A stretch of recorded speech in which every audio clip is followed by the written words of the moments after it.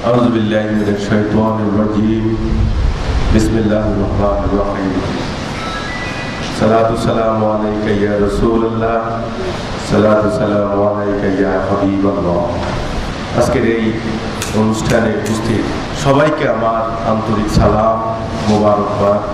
আসসালামু আলাইকুম ওয়া রাহমাতুল্লাহি ওয়া বারাকাতুহু। সম্মানিত সুধীবৃন্দ, একটা জাতির অস্তিত্বের প্রশ্ন এসে দাঁড়িয়েছে। একটা জাতির জীবন মরণের সংকটের মুহূর্তে আমরা এসে দাঁড়িয়েছি। মানব জাতি আজকে তার জীবনকালের, এই মানব জাতির আয়ুষ্কালের সবচাইতে বড়, সবচাইতে ভয়ঙ্কর পর্যায়ে এসে উপস্থিত হয়েছে। আরে হিন্দু পরিচয় দিচ্ছেন, ওটা পরে। মুসলমান পরিচয় দিচ্ছেন, ওটা পরে। খ্রিস্টান, আস্তিক, নাস্তিক, বৌদ্ধ, ইহুদি, এগুলি পরে। আগে একটা পরিচয়, আমি মানুষ। আমার একজন স্রষ্টা রয়েছেন, তিনি আমাদের সবাইকে সৃষ্টি করেছেন। এই আমেরিকা মারা গেল আমারই ভাই, ভারতে না খেয়ে মরলে আমারই ভাই, বাংলাদেশে মরলে আমারই ভাই। মানুষ আর বসে আছেন আমারই বোন। অর্থাৎ আমরা এক আদম হওয়ার সন্তান, আমরা ভাই বোন। একজন আল্লাহ স্রষ্টা রয়েছেন, সবার জন্যই আকাশ সৃষ্টি করেছেন, পানি সৃষ্টি করেছেন, ফল ফলাদি সৃষ্টি করেছেন, সবার জন্যই। বৃষ্টি যখন বর্ষিত হয়, বলে না যে হিন্দুর খেতে পড়বো না, মুসলমানের খেতে পড়বো। এটা কি নামাজির খেত নাকি বেনামাজির খেত? দেখে নাকি হাসরের দিন আল্লাহ রাব্বুল আলামিন তিনি বললেন, তোমাদের সবাইকে আমার সামনে উপস্থিত হতে হবে। সবাইকে বলতে তিনি কি মুসলমান আর হিন্দু আলাদা করছেন নাকি?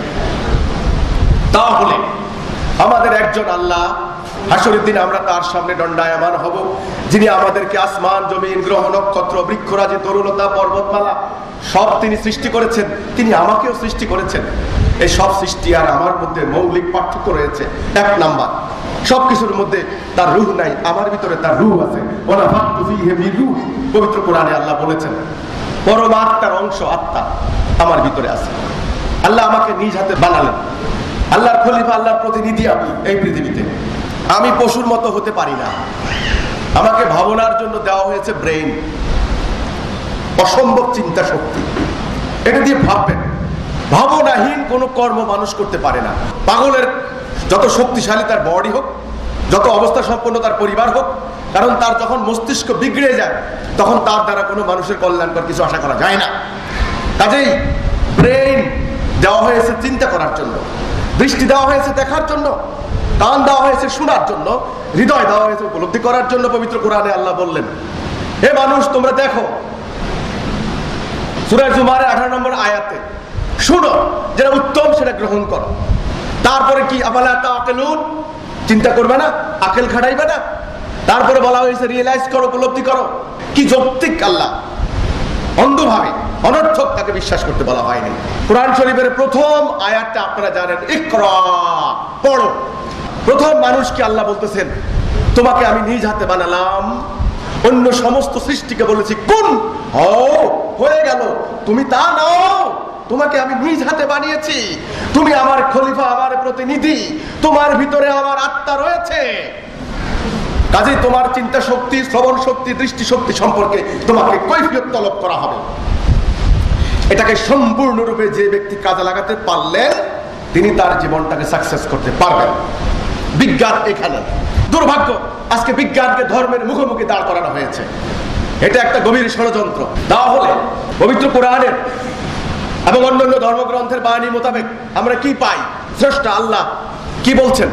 দেখো, পড়ো, শোনো, চিন্তা করো, উপলব্ধি করো, তারপরে সিদ্ধান্ত নাও। আমরা এখন কি করলাম? আমাদের ধর্ম এসে এখানে দাঁড়িয়েছে, পড়বো না, শুনবো না, দেখবো না, জানবো না, কিচ্ছু করবো না, মোল্লা যা বলবো তাই করবো। কে আমাদেরকে এই জায়গায় নিয়ে আসলো? কুপমণ্ডপ বানালো, অন্ধ বানালো, যুক্তিবোধহীন বানালো, বিজ্ঞানহীন বানালো, অনৈক্য সৃষ্টি করলো, ভ্রাতৃত্ব নষ্ট করলো, মারামারি হানাহানি সৃষ্টি করলো। আরে ভাই, জঙ্গিবাদের প্রসঙ্গ পরে কথা বলেন। এটা তো উপসর্গ, এটা তো একদিনে হয় নাই। ধর্মের বিকৃতির ফল হতে হতে হতে হতে চূড়ান্ত ধ্বংস। এখন জঙ্গিবাদ নিয়ে কথা বলবেন পরে, আগে গোড়ায় আঘাত করেন। একজন বলল হই হই রই রই করে যা ছুটে যাওয়া, হিন্দু কি মুসলমান, আরে ওর বাড়ি ঘর ভেঙে ফেলা সওয়াব হবে, অমুক জায়গায় বোমা মেরে দাও সওয়াব হবে। কি চিন্তাহীন কর্ম! কে আমাদেরকে ধর্ম শেখালো? এটা নিয়ে এখন বুঝতে হবে। এখন অনেকেই পরিভাষা ব্যবহার করছেন জঙ্গিবাদ নির্মূলে, বলেন কাউন্সেলিং করতে হবে। একটা ডিমোটিভেশন করার জন্য তাহলে মোটিভেটেড তাকে করতে হবে, ডিরেডিক্যালাইজ করতে হবে, কাউন্টার ন্যারেটিভ লাগবে।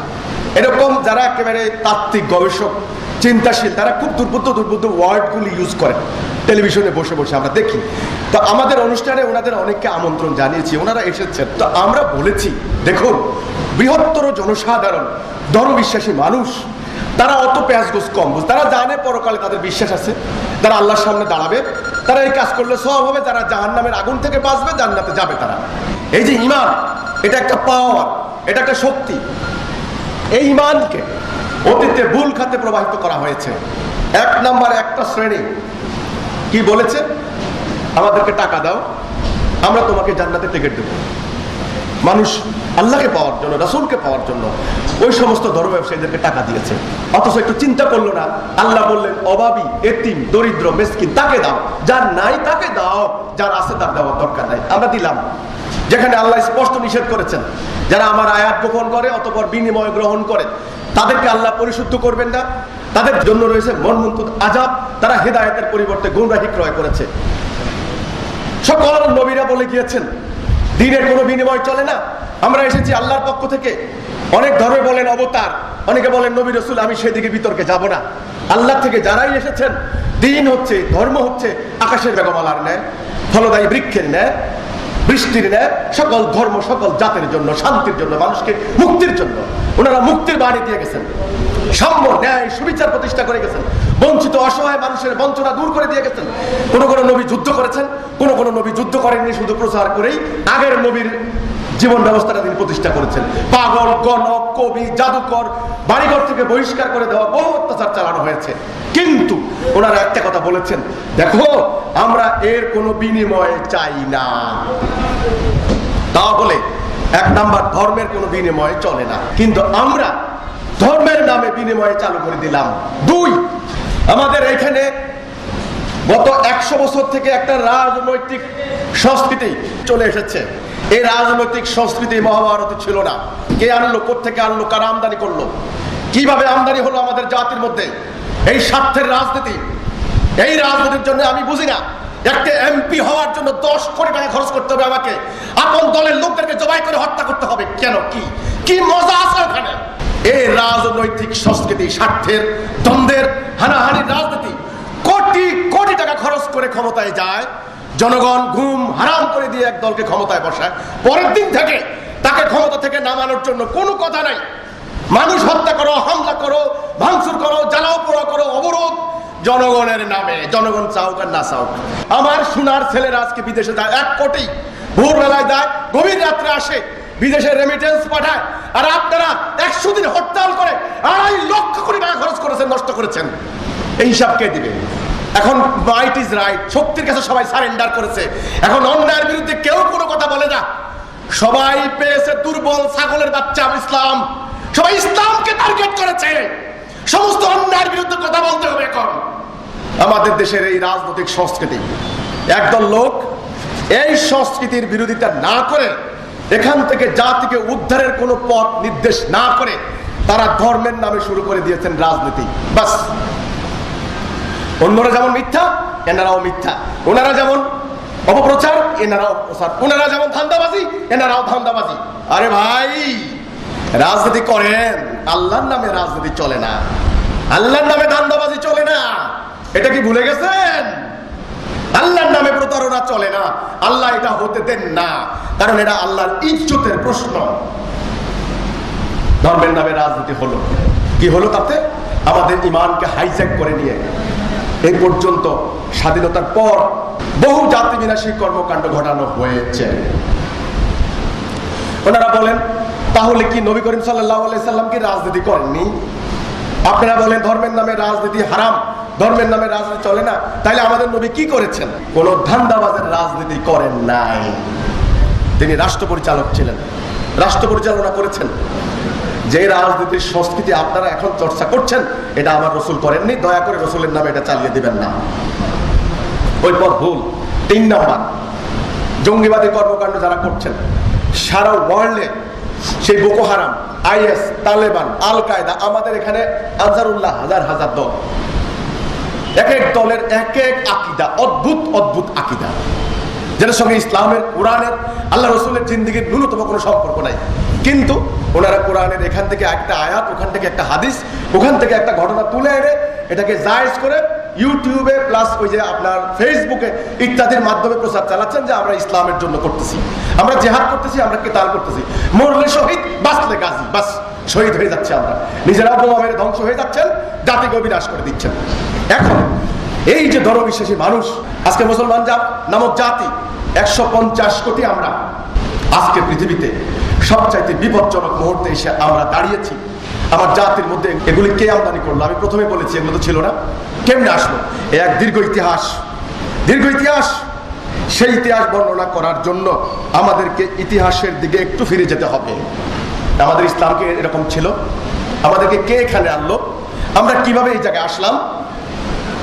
সেজন্য আজকে যারা মুসলমান, দয়া করে আপনাদেরকে ঠান্ডা মাথায় এখন বসতে হবে, কম্প্রিহেন্সিভ একটা study, overall top to bottom.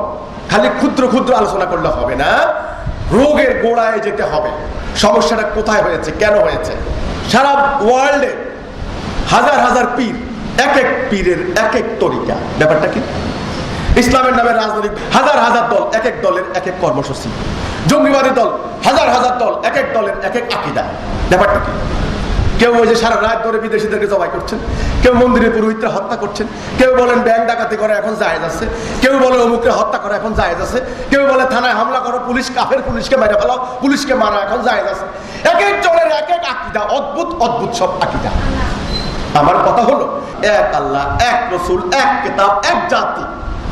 আজকে আমাদের ইসলামের এত চেহারা কেন, এত রং কেন, এত বিভাজন কেন, এত ভাগ কেন?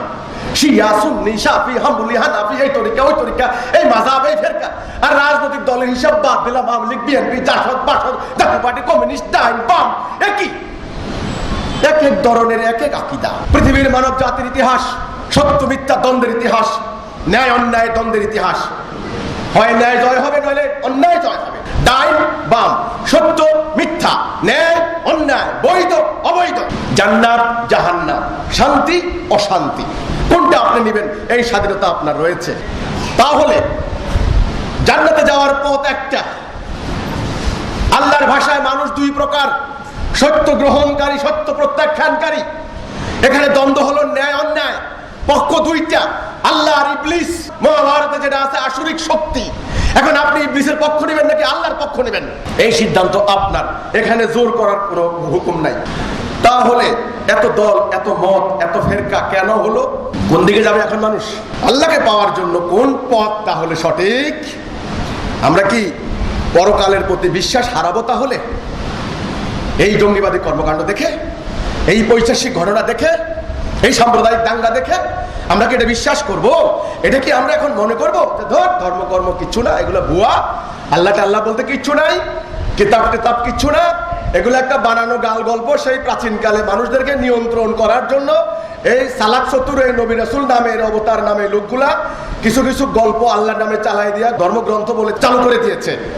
এই ধর্ম ঠিক না, কারণ এই ধর্ম থেকে এগুলো হয়, কারণ ধর্ম মিথ্যা, পরকাল টরকাল বলতে কিচ্ছু নাই, মানুষ এখানে সবকিছু, এখান থেকে মরে গেলে সব শেষ। এই ধর্মোন্মাদ, কুপমণ্ডুক, এই মূর্খ, এদের কাজের পরিণতিতে আজকে পৃথিবীতে এই মুহূর্তে 100 কোটি লোক নাস্তিক হয়েছে, ধর্মের প্রতি আস্থা হারিয়েছে, ঈশ্বরের প্রতি বিশ্বাস হারিয়েছে, ধর্মগ্রন্থের প্রতি ঈমান হারিয়েছে, পরকালের প্রতি বিশ্বাস হারিয়েছে। তাহলে এটার জন্য ধর্মপ্রাণরা কি দায়ী নয়? দায়ী। কাজেই জঙ্গিবাদী কর্মকাণ্ড হওয়ার পেছনে, সাম্প্রদায়িক দাঙ্গার সৃষ্টির পেছনে, নাস্তিকতাবাদী ঘটনার পেছনে আমরা এই ধর্মের প্রকৃত শিক্ষা না জানার কারণে, এটাই হলো মেইন। এখন কিভাবে জানবেন? এটা তো হারিয়ে গিয়েছে। ইরাক, সিরিয়া, ফিলিস্তিন, লেবানন, আফগানিস্তান, পাকিস্তান, মিশর, লিবিয়া, অন্যান্য মুসলমান দেশগুলি থেকে এবং ইউরোপ, আমেরিকা, অন্যান্য দুনিয়া থেকে এই সবুজ শ্যামল এই বাংলার মাটির বৈশিষ্ট্য আলাদা হচ্ছে এখানে। এই যে এই মাটিতে আল্লাহ রাব্বুল আলামিন অতীব দয়া করে এক মহা সত্য দান করেছেন। আল্লাহ বললেন, আমার করুণা বন্টনের দায়িত্ব তোমাদেরকে দেই নাই, আমি দিয়েছি। আমার খুশি আমি কোথায় দেব? যারা যুগে যুগে অবাধ্য হয়েছে, অহংকারী হয়েছে, মানুষের উপর জুলুম চালিয়েছে, আল্লাহ কখনো তাদেরকে রহমত দ্বারা সম্মানিত করেন না। তাহলে এখন কি করতে হবে? আসন্ন বিশ্ব সংকট, তৃতীয় বিশ্বযুদ্ধ, 40,000 অ্যাটম বোম তৈরি করে রাখা হয়েছে। কোন কোন পত্রিকা বলছে 16,000। একটা বোমায় যথেষ্ট। সেদিন একটা বিবৃতিতে পড়লাম, যদি অ্যাটম বোম বিস্ফোরিত হয় শুধু রাশিয়ার বোমা, অন্য সব বোমা বাদ দেন, ইংল্যান্ডের মতো মোট 380টা শহর মুহূর্তের মধ্যে ধ্বংস হয়ে যাবে। 45 সালে 6 আগস্ট এবং 9 আগস্ট নিক্ষিপ্ত হিরোশিমার সেই অ্যাটম বোমার ক্ষত এখনো শুকায় নাই। ওটার থেকে হাজার হাজার গুণ বেশি মারণাস্ত্র, মারণঘাতী তৈরি করে রাখা হয়েছে। হাইড্রোজেনের বোম, নাপাম বোম, অ্যাটম বোম তো আছে। কি ভয়ঙ্কর প্রকৃতির উপর প্রভাব পড়বে, মানুষের উপরে, আবহাওয়ার উপরে, বায়ুমণ্ডলের উপরে চিন্তাও করতে পারবেন না আপনারা। কেমনে রক্ষা করবেন? হে মানুষ, হে পূজারী, হে ধার্মিক, হে নামাজি, হে প্রার্থনাকারী, তোমরা মন্দিরে যাচ্ছ, মসজিদে যাচ্ছ, গির্জা যাচ্ছ, প্যাগোডা যাচ্ছ আল্লাহকে, ভগবানকে, ঈশ্বরকে পাওয়ার জন্য, স্বর্গে হেভেনে যাওয়ার জন্য। তোমরা মানব জাতিকে বিনাশ করে দেওয়ার জন্য সমস্ত আয়োজন যখন সম্পন্ন করেছো, তোমাদের ওই সমস্ত ধর্ম চর্চা, ধর্ম পরিচয় সব মিথ্যা। ঈশ্বর ভগবান আল্লাহ বহু পূর্বেই তোমাদের থেকে মুখ তুলে নিয়ে গেছেন। তার অসাধারণ সৃষ্টি এই পৃথিবীটাকে তোমরা জাহান্নামের কুণ্ডলী বানিয়েছ, নরক কুণ্ড বানিয়েছ। এখন মুসলমানদের কি করণীয়? মুসলমানদেরকে এখন বসতে হবে। আমরা আমাদের জাতির কল্যাণ চাই। আমরা আমাদের জীবন সম্পদকে উৎসর্গ করেছি মানবতার কল্যাণে, মানুষের কল্যাণে। তিনি কোন মানুষ? তিনি কি হিন্দু, বৌদ্ধ, খ্রিস্টান, মুসলমান, আস্তিক, নাস্তিক, দেখার বিষয় না। তিনি মানুষ কিনা, তাকে রক্ষা করার জন্য যুগে যুগে নবী রাসূলগণ এসেছেন। আমার নবী এসেছেন, শেষ নবী, যার উপর আমি ঈমান এনেছি, আমি যার উম্মত, গুনাহগার, আদনা উম্মত দাবি করি।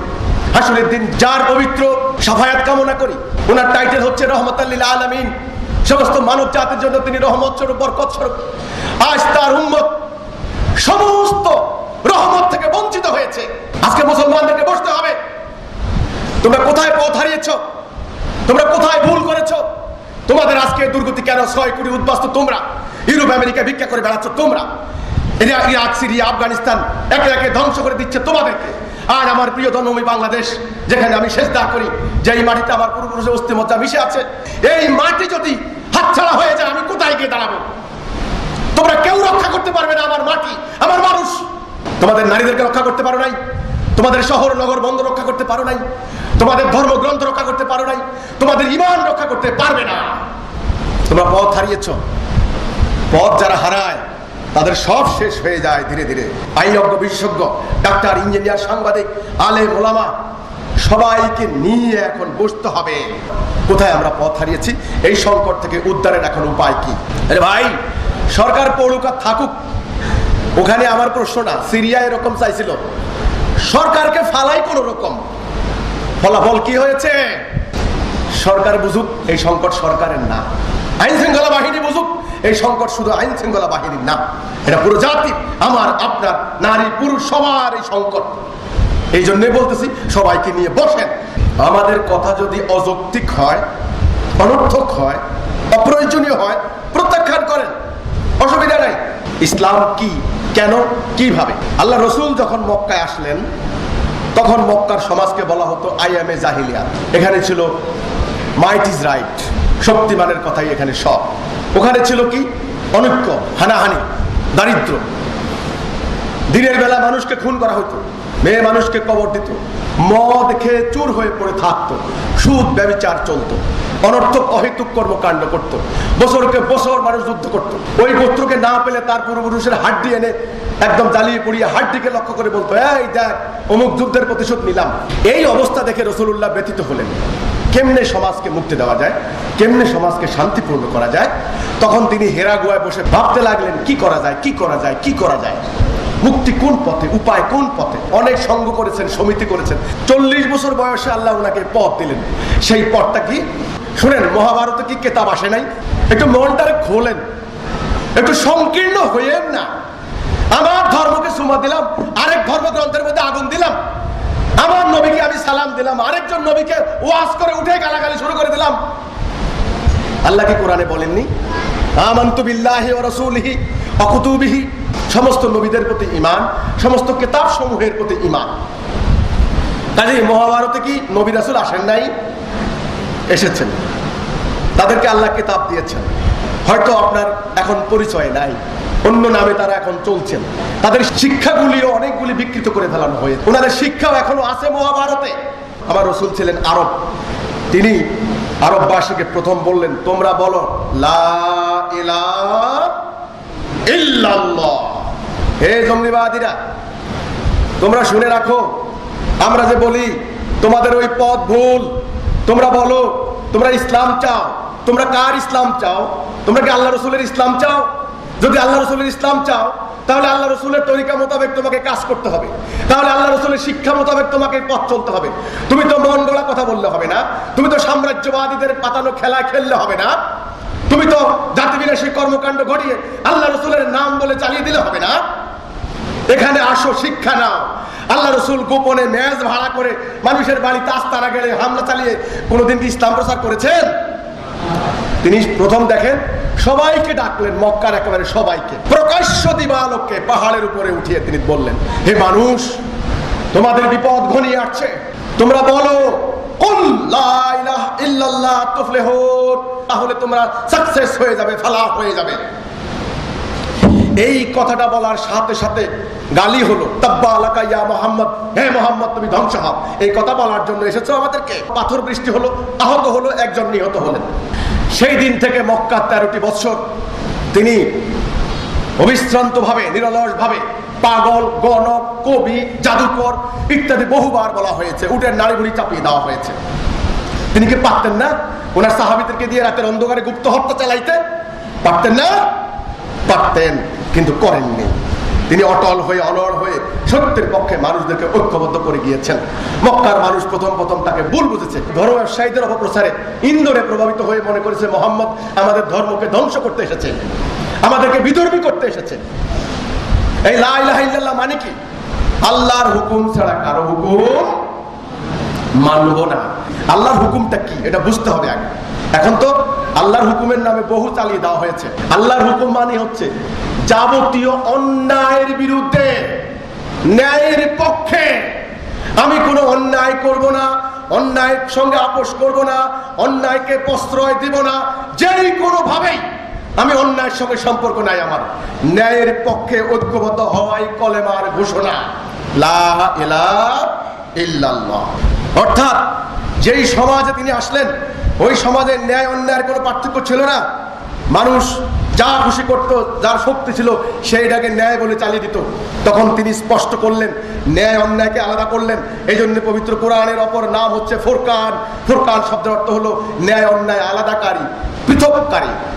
এই কলেমার ঘোষণা মানে হলো অন্যায় থেকে ন্যায়কে আলাদা করা। যারা রাসূলুল্লাহর সঙ্গে ঐক্য হলেন তাদেরকে তিনি জাতি তৈরি করলেন, উম্মতে মুহাম্মদী। এই উম্মতে মুহাম্মদীর জাতিটা যখন ঐক্যবদ্ধ হলেন, তখন ওনারা এসে রাসূলুল্লাহকে বললেন যে ইয়া রাসূলুল্লাহ, আমরা তো আপনার সঙ্গে ঐক্য হলাম, এখন আমরা বিয়ে করব, কেমনে করব? রাসূল বললেন এমনি এমনি এমনি করো, মেয়ে মানুষদেরকে মোহরানা দাও, সাক্ষী রাখো। ইয়া রাসূলুল্লাহ, বোনাবনি হচ্ছে না, তালাক দিয়ে দিব। কেমনে দিব? এমনি এমনি এমনি, খরপোশ এমনি এমনি দাও। ইয়া রাসূলুল্লাহ, ব্যবসা করবো, কেমনে করবো? এমনি এমনি, মাপে কম দিও না, এই সুদ খাইও না, এমনি এমনি করো। ইয়া রাসূলুল্লাহ, শত্রু এসেছে হামলা করতে, আমরা এখন কি করব? এই যে ঘাঁটি গাড়ো, অস্ত্র তৈরি করো, তোমরা সৈন্য সমাবেশ করো, এমনি এমনি এমনি যুদ্ধ করো। ইয়া রাসূলুল্লাহ, সন্ধি হবে, কেমনে করবো? এমনি এমনি এমনি করো। একটা জাতি কলেমার উপরে ঐক্যবদ্ধ হওয়া, একটা জাতির ব্যক্তিগত, পারিবারিক, সামাজিক, রাজনৈতিক, অর্থনৈতিক, বিচারিক সমস্ত সমস্যাগুলির সমাধান উনি দিয়েছেন। 23 বছর জিন্দেগি উনি ওই জাতির মধ্যে ছিলেন। ওই 23 বছরে তিনি যেই সমাধানগুলি দিয়েছেন, একে একে একে একে এগুলি আল্লাহ থেকে এসেছে। সেই সমাধানগুলি, সেই হুকুমগুলির কম্পাইলেশন, সংকলিত রূপ আজকের কোরআন। তাহলে আমার রাসূল একদিকে নবী ছিলেন না কেবল, তিনি সেনাবাহিনীর প্রধান ছিলেন, রাষ্ট্রপ্রধান ছিলেন, তিনি বিচারপতি ছিলেন, বিচারক ছিলেন ওই সমাজের, যেই সমাজ ওনার নেতৃত্বে ঐক্যবদ্ধ হয়েছিল। একজন রাষ্ট্রপতি তার নিরাপত্তার জন্য, দেশ রক্ষার জন্য কি কি সিদ্ধান্ত নেয় না? রাসূলুল্লাহ নিয়েছেন। একজন সেনাবাহিনীর প্রধান শত্রুকে পরাজিত করার জন্য কি কি সিদ্ধান্ত নেয়, যুদ্ধ অস্ত্র পরিচালনা ইত্যাদি করে না? রাসূলুল্লাহ করেছেন। একজন বিচারপতি নাগরিক যদি কোনো অন্যায় করে বলছে, ইয়া রাসূলুল্লাহ আমি চুরি করেছি, আমাকে শাস্তি দেন, তাকে শাস্তি দিয়েছেন। আজকে যারা এই যে কোরআনের একটা আয়াত তুলে এনে আপনি যে এই প্রয়োগ করছেন, কোন জঙ্গিবাদী নেতার নির্দেশে, কোন মসজিদের ইমামের ফতোয়া মোতাবেক, কোন মাদ্রাসার কোন মুফতির ফতোয়া মোতাবেক আপনি যে চালু করে দিলেন, আপনাকে এই অথরিটি কে দিয়েছে? জাতি দিয়েছে? আপনি কি জাতির কর্মকর্তা, প্রেসিডেন্ট? আপনি কি অথরিটি? আপনি কি রাষ্ট্রপ্রধান? আপনি কি সেনাবাহিনীর প্রধান? তাহলে আপনি যে কেতাল চালাচ্ছেন, গালি দিছে ওরে একদম কতল করে ফেল, ওরে চাপাটি মার। কেমনে? অমুক অমুক আয়াতে আছে কতল করো, যেখানে পাইবে সেখানে হত্যা করো। আরে যেখানে পাইবে সেখানে হত্যা করো কাকে এবং কার নির্দেশে? কে হুকুমটা দেবে? আল্লাহ রাসূল তো তখন ওই জাতির রাষ্ট্রপ্রধান ছিলেন, সেনাবাহিনীর প্রধান ছিলেন। তুমি কি? এখন তাদেরকে এই কথা কে বুঝাবে? ভুলটা কোথায় হয়েছে শুনুন, এই বিস্তারিত ব্যাখ্যা আমরা দিয়ে যাচ্ছি। কিছুদিন আগে পয়লা মে সবাই ছুটি পালন করেছেন। আমি আমার কর্মীদেরকে বলেছি তোমরা ছুটি পালন করো না, মানুষ অধিকারের দাবিতে আজকে মিছিল করবে সারাদিন, তোমরা সারাদিন পত্রিকা বিক্রি করো মানুষের অধিকারের জন্য। আমি সেখানে মাননীয় প্রধানমন্ত্রীর উদ্দেশ্যে একটা চিঠি লিখেছিলাম। আমি বলেছি আমি সাধারণ মানুষ, যেই মহাসত্য এই সংকট থেকে উদ্ধারের উপায়টা কি? আপনি বলেছেন সবাই যেন এগিয়ে আসে, আমরা এগিয়ে এসেছি। তবে আমাদের প্রস্তাবনা, আপনাদের গৃহীত পদক্ষেপগুলি কার্যকরী হতো যদি নিঃস্বার্থভাবে মানবতার কল্যাণে আল্লাহ সন্তুষ্টির জন্য এগিয়ে আসতো। আমরা তো দেখি তা হচ্ছে না। টাকা ছাড়া ঢাকায় কোন আলেম সম্মেলনটা হয়েছে আমি প্রশ্ন রাখতে চাই। যেই উপদেশের মধ্যে অর্থের সংযোগ থাকে, স্বার্থ থাকে, সেই উপদেশ কার্যকরী হয় না। আমি উপদেশ দেব, আমার বিপদ আছে, কিন্তু আমি সে কথাই বলতে পারি যে কথা আমার আত্মায় আমি বিশ্বাস করি, যে কথা আমি মুখে বলবো এবং যে কথা আমি নিজে কাজে প্রমাণ করব। তবে আমি মুমিন, আমি মুমিন, না হলে আমি মুনাফিক। আমার স্থান ইন্নাল মুনাফিকিন দারখিল আসফালি মিনান নার, জাহান্নামের সবচেয়ে নিম্ন স্তরে মুনাফিকের জায়গা। খালি ওয়াজ করলে হবে? আগে সত্যের উপর দণ্ডায়মান হন, আগে ন্যায় অন্যায় আলাদা করেন, ন্যায়ের পক্ষে দাঁড়ান, তারপর অন্যায়ের বিরোধিতা করেন। দেখবেন জঙ্গিবাদ, সন্ত্রাসবাদ, অপরাজনীতি, দুর্নীতি, সাম্প্রদায়িক দাঙ্গা, ঘৃণা, বিদ্বেষ সব দূর হবে। কালা মিয়া করে এক অন্যায়, আমি সাদা মিয়া করি আরেক অন্যায়। অন্যায় তো অন্যায়, ওনারা করে ধর্ম নিরপেক্ষতার নামে, আর আমি করছি ধর্মের নামে। এটা আরো জঘন্য। আজকে সত্য বলার সময় হয়েছে। মানব জাতি বিনাশ হওয়ার উপক্রম হয়েছে। সত্য মিথ্যা থেকে আলাদা করতেই হবে, যত কষ্টই হোক। রোগীর কঠিন রোগের চিকিৎসা করতে হবে, চিৎকার যতই করুক। আমার বাড়িতে হামলা চালানো হয়েছে 4 বার। অপরাধটা হচ্ছে আমি সর্বধর্মীয় সম্মেলন করেছি, পত্রিকাতে একটা আর্টিকেল লিখেছি ভাই, সেখানে কম্পিউটারে কাজ করে একটা সকল ধর্মের একটা সিম্বল দিয়েছি আর কি, হিন্দু ধর্ম, খ্রিস্টান ধর্ম, মুসলমান ধর্ম ইত্যাদি। সেখানে বোঝানোর চেষ্টা করলাম সকল ধর্মকে কিভাবে একত্রিত করে এক জায়গায় বসানো যায়, কিভাবে সাম্প্রদায়িক সম্প্রীতি রক্ষা করা যায়। আচ্ছা, এই সম্মেলন সারা বাংলাদেশে করেছি। সরকারও এই সম্মেলনের অবস্থা দেখে স্বরাষ্ট্রমন্ত্রী নিজেই একটা সম্মেলনের আয়োজন করলেন। যাক, আমার এলাকায় মসজিদে মসজিদে হ্যান্ডবিল লিখে কি প্রচার করলো? সকল ধর্মের মর্মকথা, সবার ঊর্ধ্বে মানবতা। এই কথা বলে আমি নাকি নতুন ধর্ম বলে একটা ধর্ম চালু করছি, আমি নাকি হিন্দু হয়ে গেছি অলরেডি। আমার বাড়িতে মসজিদ, নামাজ পড়ার জন্য একত্রিত হয়েছি আমরা। বাস শুরু হলো। এবার আমাকে খ্রিস্টান ফতোয়া দিল, খ্রিস্টান মারো, গির্জা ভাঙো।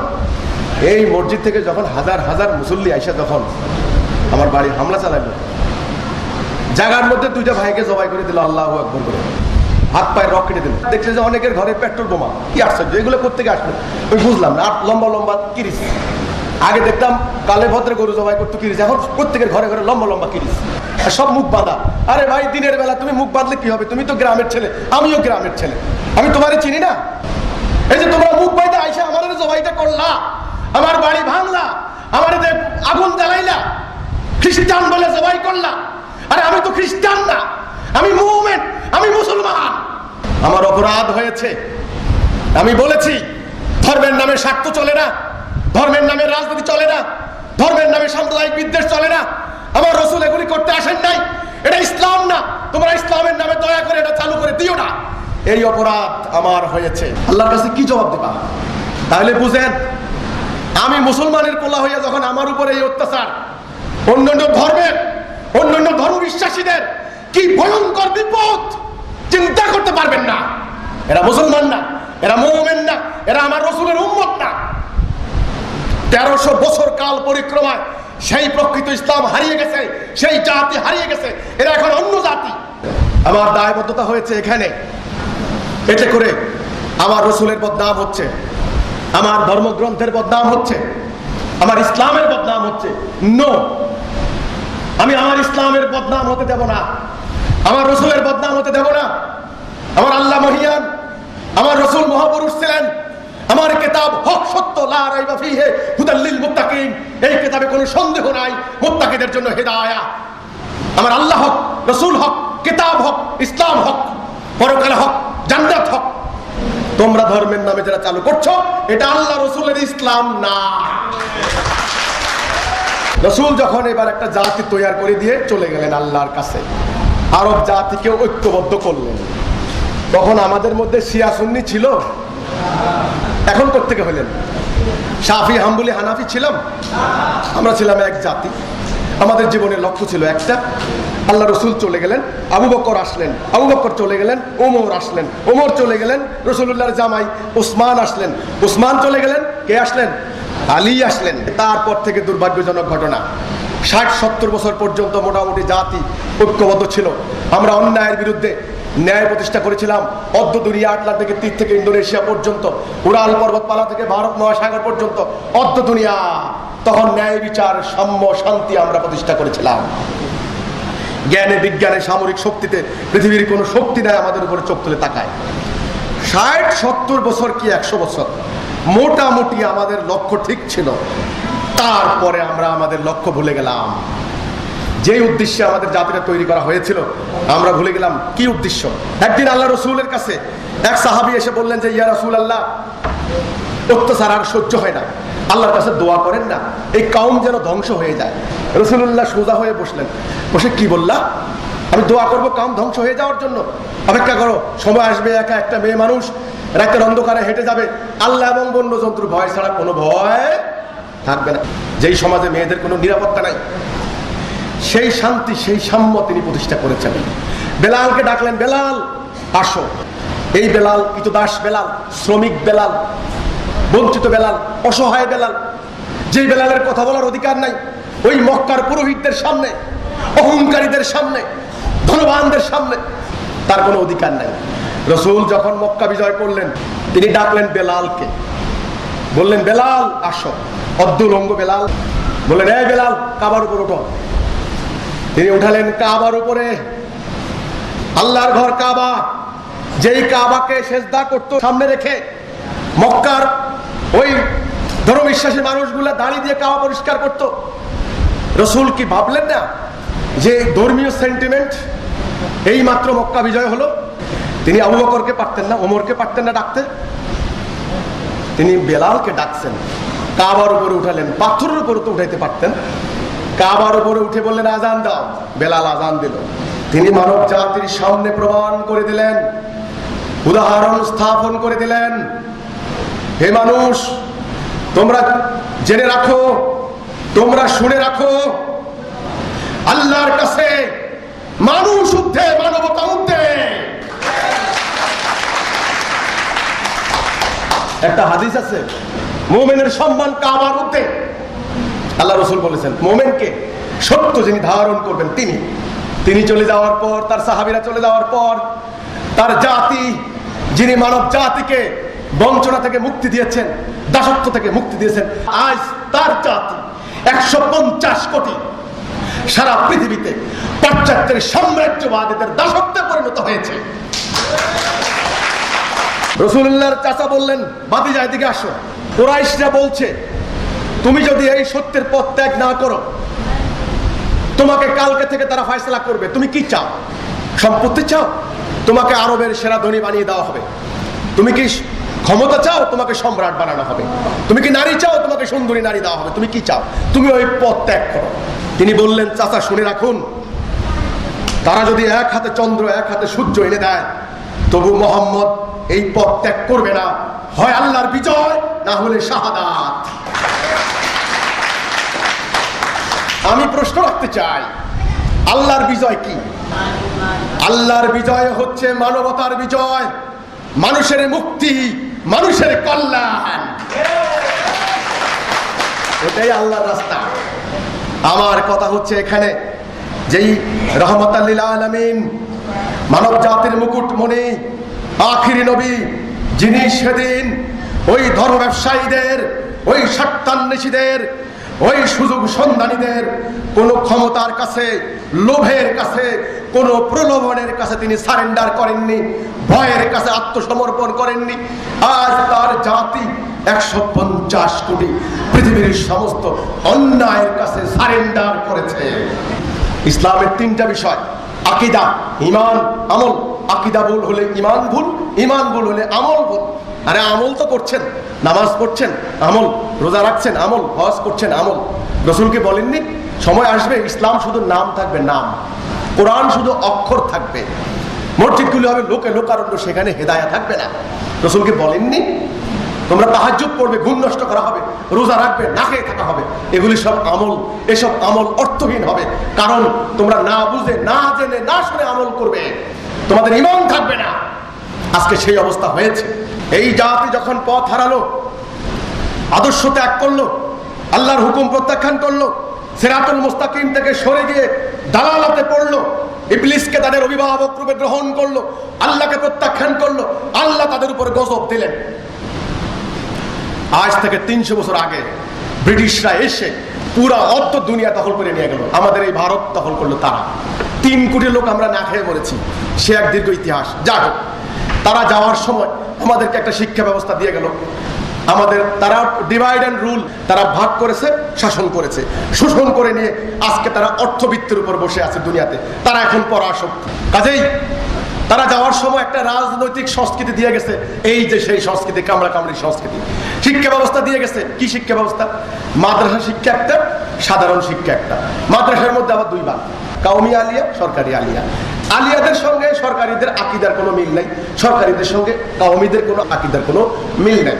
এবার সাধারণ শিক্ষা, Bangla medium, English medium. Bangla medium, English medium, সেখানে কি পড়ায়? একটা হচ্ছে প্রাইভেট ইউনিভার্সিটি, একটা হচ্ছে পাবলিক ইউনিভার্সিটি। আমার দেশের শিল্প সংস্কৃতি, আমার দেশের সাহিত্য, আমার দেশের মায়া মমতা, আমার দেশপ্রেম, আমার ধর্ম সম্পর্কে কিচ্ছু শেখানো নাই।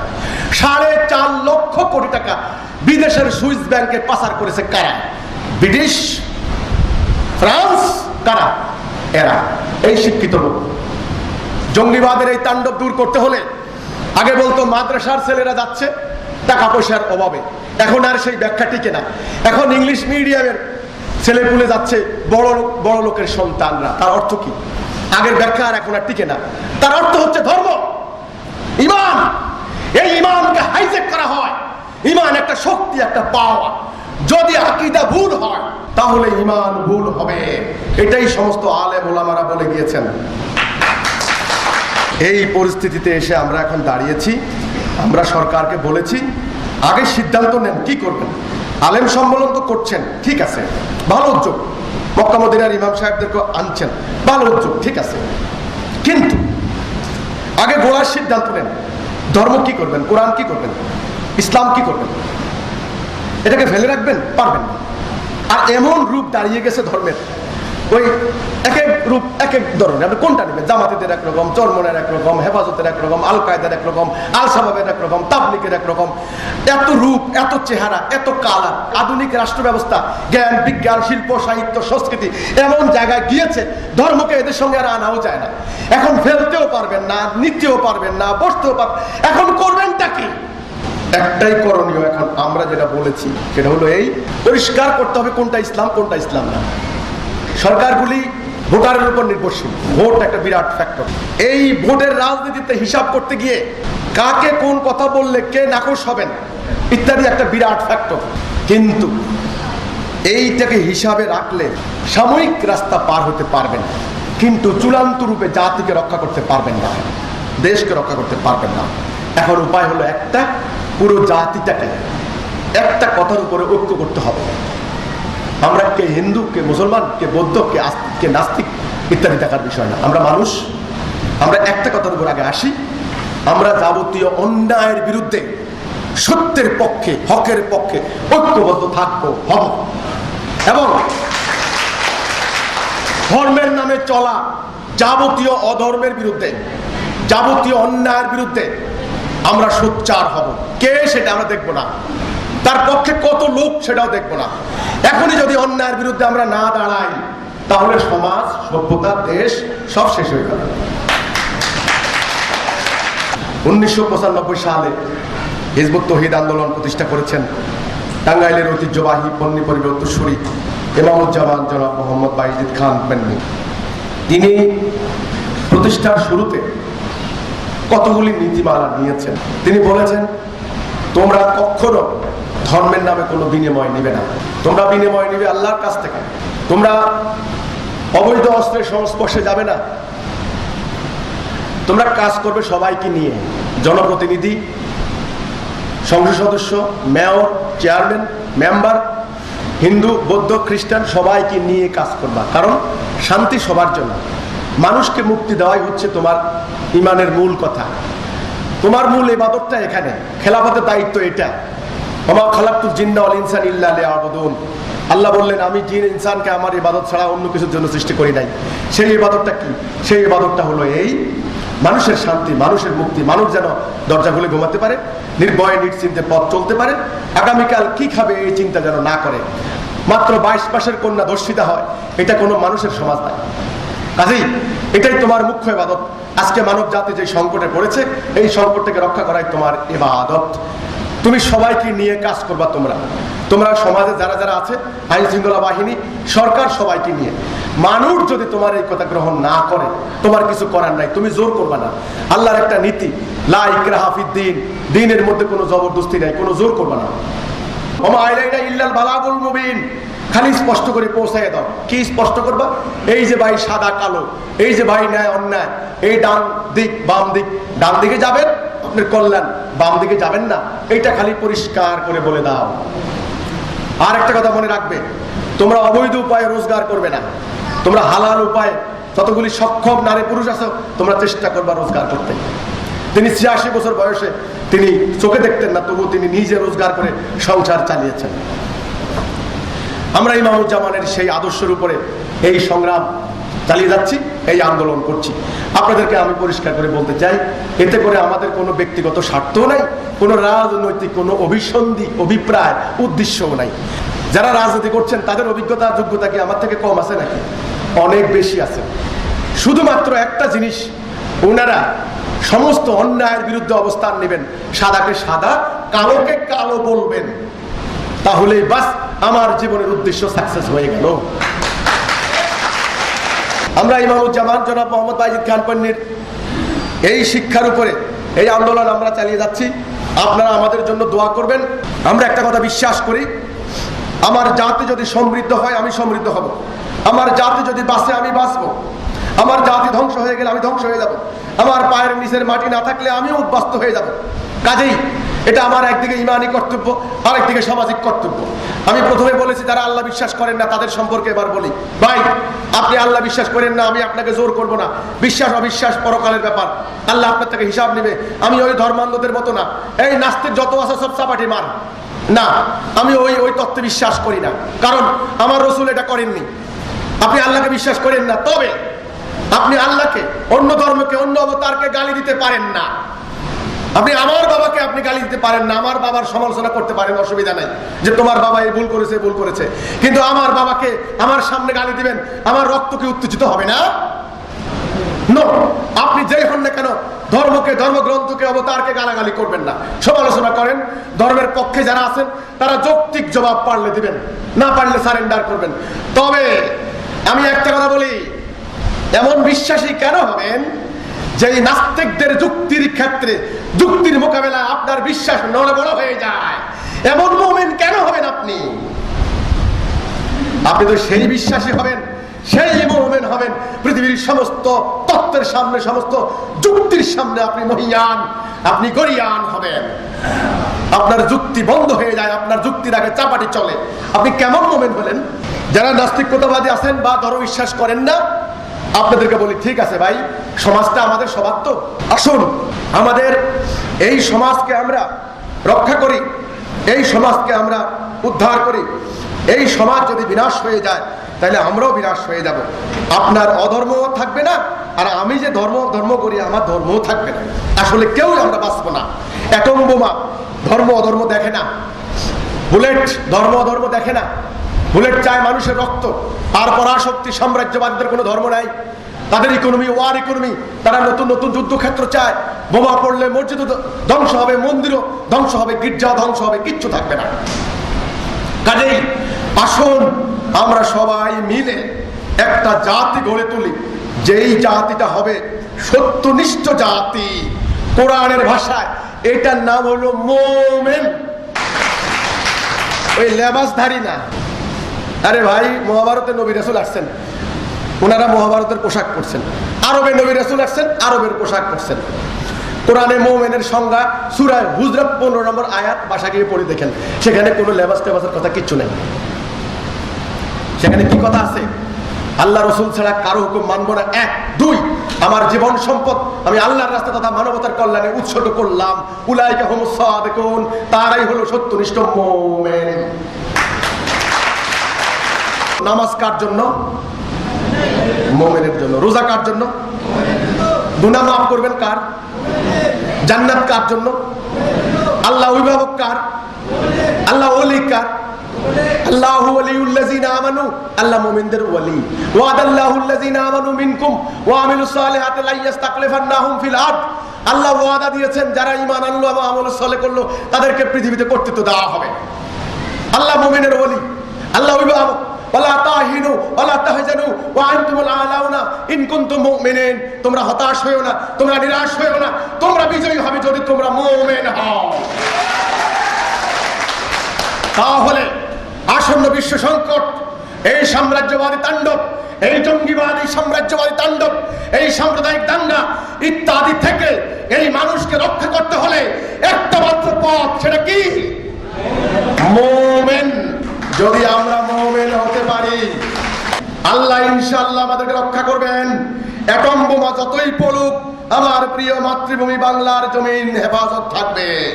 আপনি হেফাজত থাকবেন। হেফাজতকারী কে? আল্লাহ। শুনেন, এই ভয়াবহ মারণাস্ত্রের মোকাবেলায় কোন শক্তি কুলাবে না, আমি বলে রাখলাম। শুধুমাত্র আল্লাহ রাব্বুল আলামিন সত্যনিষ্ঠ মুমিনকে তিনি রক্ষা করবেন।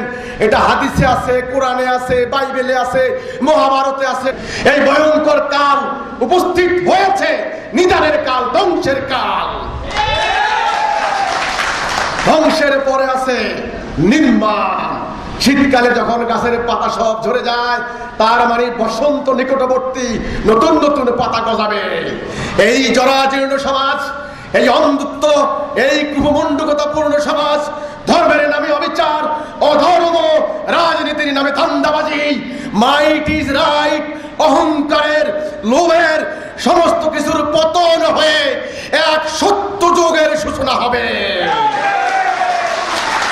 সেই সত্য যুগের জন্য সবাইকে আমি মোবারকবাদ জানাই। আর ভয়ঙ্কর ধ্বংসযজ্ঞের হাত থেকে নিস্তারের জন্য, সতর্ক করার জন্য এসেছি। আল্লাহ যেন আমাদেরকে মুমিন করেন, আল্লাহ যেন আমাদেরকে তাওহীদে অটল রাখেন। আমরা যেন সত্য মিথ্যার পার্থক্য বুঝতে পারি, আমরা যেন ন্যায় অন্যায়ের পার্থক্য বুঝতে পারি, কোনটা ধর্ম কোনটা অধর্ম যেন বুঝতে পারি। আমার রসুল কেন এসেছেন, আমার রসুলের নামে, কোরআনের নামে, ইসলামের নামে যা কিছু চালিয়ে দেওয়া হবে ওটাতে আসলে আমরা গ্রহণ করব না। এটা বুঝার তৌফিক যেন আল্লাহ আমাদেরকে দান করেন, সেই হিম্মত যেন আল্লাহ আমাদেরকে দান করেন। আল্লাহ হাফেজ। সালামু আলাইকুম ওয়া রাহমাতুল্লাহি ওয়া বারাকাতুহু।